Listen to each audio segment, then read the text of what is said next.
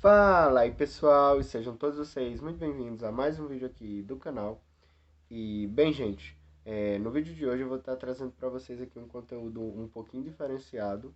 Ele não é relacionado à apresentação de notas em si, mas à apresentação de um resultado, né? Porque hoje eu estou trazendo para vocês a minha nota da redação do Enem 2020. Eu estou até aqui com a prova do Enem 2020. E o tema desse ano, a proposta de redação foi o estigma associado às doenças mentais na sociedade brasileira. Aqui você tem os textos motivadores, tem tudo que eles pediram, as dicas que eles deram.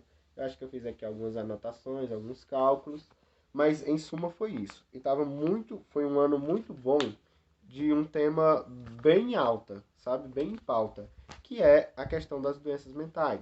Em especial durante a pandemia, a gente teve a questão das doenças mentais e também do estigma, porque muitas pessoas se perderam nisso, na palavra estigma, certo? Na questão do preconceito, nesse tabu que se tem ao se falar de doenças mentais, ao se falar dessa área. Muitas pessoas se perderam porque não é necessariamente as doenças. E eu costumo dizer a muitos colegas meus que você fazer o tema dessa redação não é você contar um relato próprio de sua vida, porque muitos de nós, a grande maioria, já passou por algum momento de dificuldade, teve um certo desânimo e etc. Mas isso não é o tema da redação. Uma redação do Enem, você não vai fazer é, um relato próprio seu, você não vai contar a história de sua vida, ou de um parente seu, ou de algum familiar, ou de alguém que você conhece. Não, gente, não tem nada a ver com isso. A estrutura de redação do Enem é um texto dissertativo argumentativo. Então, quando você estiver realizando essa redação, não adianta você fugir da estrutura do texto dissertativo argumentativo, certo? Então, para isso, eu estou aqui com o meu PC, certo? A gente vai fazer a leitura de algumas de toda a redação, certo? E eu vou fazendo a análise dos intervalos com vocês. É muito importante a gente saber que o texto dissertativo argumentativo ele é bem estruturado. O que acontece? A estrutura normalmente ela conta assim: um parágrafo, o primeiro parágrafo ele é a introdução, ou seja, é onde você vai apresentar a sua tese. Há todo um rito que as pessoas costumam colocar, mas eu nunca segui muito esse rito. O que eu sempre fiz na minha introdução? Eu apresentava o problema e dava uma pincelada sobre o meu ponto de vista, até porque é um texto dissertativo argumentativo. Quando eu chegava no final da introdução, eu dizia, portanto, vê-se que essa problemática urge por modificações rápidas ou alguma coisa relacionada a esse tipo. Eu vou mostrar aqui para vocês como foi o primeiro parágrafo, tá certo? Promulgada em 1988, a Constituição da República Federativa do Brasil assegura aos seus cidadãos inúmeros direitos que lhes são consoantes, dentre os quais vale citar o acesso à saúde pública com qualidade. Ou seja, eu fiz um argumento de autoridade, eu levei uma referência. E qual é essa referência? A Constituição da República de 81, a Constituição Federal. Quando eu fiz esse argumento, eu trouxe um embasamento, eu trouxe um alicerce para o meu texto. Então é muito importante você trazer esses embasamentos, certo? A Constituição de 88, ela assegura o direito à saúde pública de qualidade, certo? Então, com o tema da saúde mental, eu fiz esse link, eu fiz essa conexão, certo? No entanto, aí vírgula, uma quantidade significativa das pessoas com doenças mentais não possuem de forma ampla e abrangente essa prerrogativa básica. Além do mais, a presença de estigmas associados às mesmas proporciona uma ampliação das desigualdades sociais e, consequentemente, a segregação do indivíduo. Ou seja, eu fui além.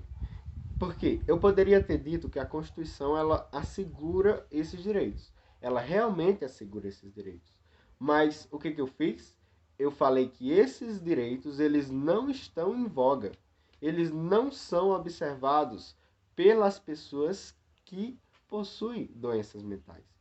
Grande parte dessas pessoas, o que foi que eu quis falar, elas não têm acesso a essa saúde de qualidade que a Constituição assegura, certo? E eu ainda fui mais além. Eu falei que esses estigmas, ou seja, esses tabus, esses preconceitos, eles acarretam o quê? A ampliação das desigualdades sociais e, consequentemente, a segregação do indivíduo.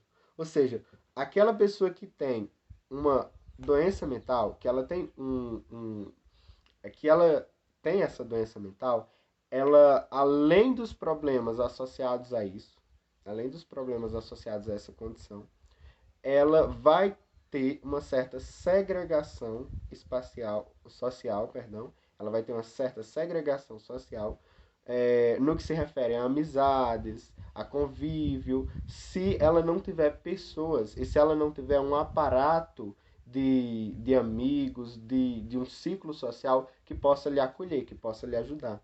Então, além da Constituição, eu ainda citei as problemáticas que são vivenciadas por essas pessoas, certo?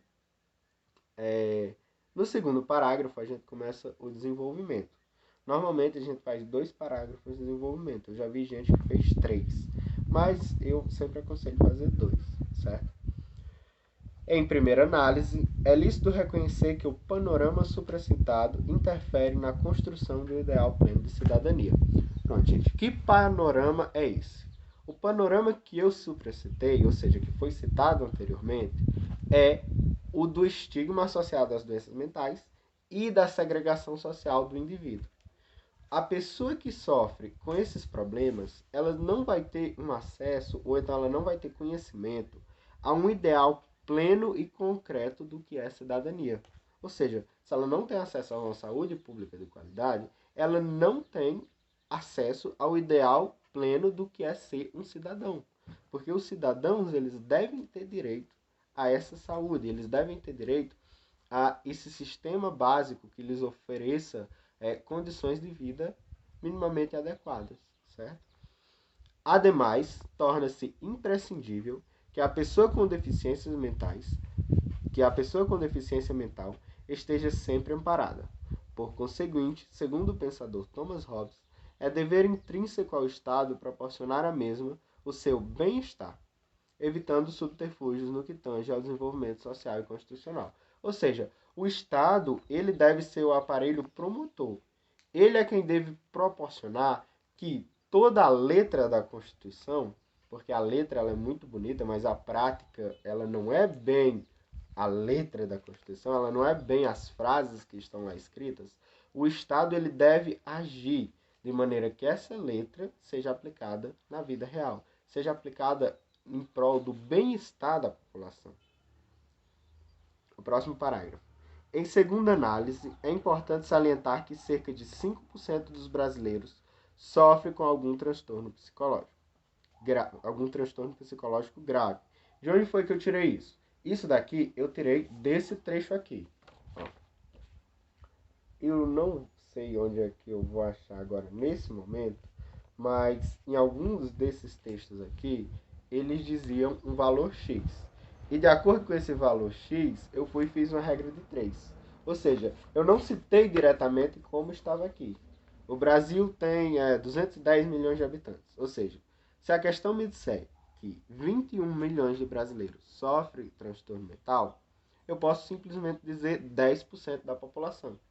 É melhor do que eu pegar e copiar exatamente o que está aqui. Esses textos motivadores, eles são importantes, são úteis, sim. Eu posso usar esses dados que foram me dados? Sim, com certeza, eu devo usar. Mas eu também posso fazer algumas modificações. No quesito de eu não precisar dizer, por exemplo, de eu não precisar dizer 21 milhões, eu posso dizer 10%. No meu caso, eu citei 5% dos brasileiros. 5% dos brasileiros sofrem com algum transtorno psicológico grave, haja vista os elevados índices de suicídio. Ou seja, ainda também puxei o tema para o suicídio, como uma consequência desses transtornos psicológicos graves.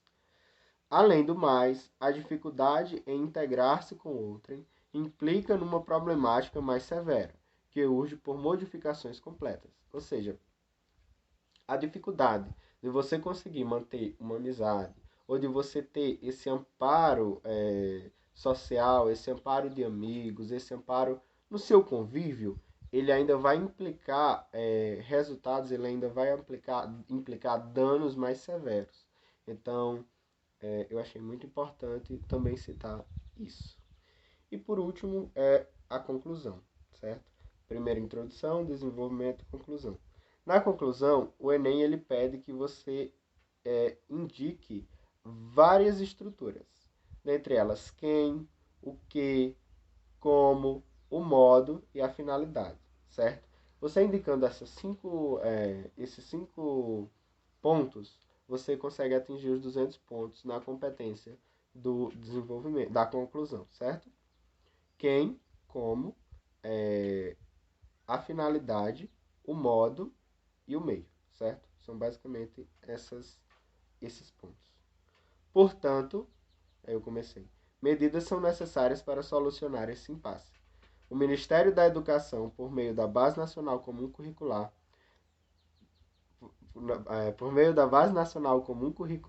incluir mais matérias voltadas ao ensino do respeito para com o próximo. E aí foi onde eu me perdi no Enem 2020, porque faltou uma concordância aqui, ó. Por meio da Base Nacional Comum Curricular, deve incluir, certo? Deve incluir mais materiais voltados ao ensino do respeito para com o próximo. Além disso, realizar aulões e formações com psicólogos especializados, com a finalidade que, ou seja, com a finalidade de que o corpo de alunos e demais entes da sociedade evitem estigmatizar toda e qualquer pessoa. Com isso, galgar-se-á uma população mais inclusiva em acordo com a letra constitucional. Essa conclusão minha, eu achei ela horrível, para ser bem sincero. Para ser bem sincero, eu deveria ter, no mínimo, ajeitado a concordância desse parágrafo. Se eu tivesse conseguido não ter a perca de concordância que eu tive em dois momentos, talvez eu tivesse um resultado de até 40 pontos maior. Eu tivesse conseguido chegar a 940 ou 960, não sei. Mas esses dois erros de concordância, eles foram muito, muito, muito, muito horríveis. Então, eu mesmo não teria me dado 900 pontos. Os dois corretores, eles me deram essa nota. Eu gostei da nota. Haja vista eu ter me perdido completamente nessa conclusão. Mas, tirando esses dois erros de concordância, eu gostaria sim da minha redação. Eu teria dado uma nota talvez até maior. Mas os erros de concordância não permitem. Você pode errar tudo. Você pode errar acentuação, você pode errar escrita, que tem até um certo limite, tem até um limite que você não vai perder pontos por conta daqueles erros. Mas se você errar concordância, é fatal, certo? E aqui eu tive dois erros de concordância, um atrás do outro. E foi isso que provavelmente retirou 40 pontos mil, tá certo? Pois é isso, gente. Eu espero que vocês tenham gostado dessa redação. Se vocês quiserem agora comigo mais antenado, mais esperto, mais estudado sobre como fazer uma redação e os seus aspectos, as suas peculiaridades, eu posso trazer sim uma estrutura de redação aqui para vocês, bem mais elaborada, bem mais sucinta também, e bem mais fácil de se escrever, para que vocês possam estar levando para o Enem não a redação em si, mas pelo menos o esqueleto, a estrutura, está levando para o Enem a compreensão de como se fazer uma redação que dê para você pelo menos mais de 900 pontos. Nessa minha redação eu terei 900. Eu gostaria de ter tirado mais, o que realmente me impediu de ter tirado mais que 900 foi esses dois erros de concordância, certo? E eu tenho certeza nisso, porque eles foram gravíssimos, certo? Mas eu espero que todos vocês tenham gostado do vídeo. Deem dicas de como a gente deve prosseguir no canal, quais os novos temas, conteúdos que eu devo trazer. E é isso. Falou e depois.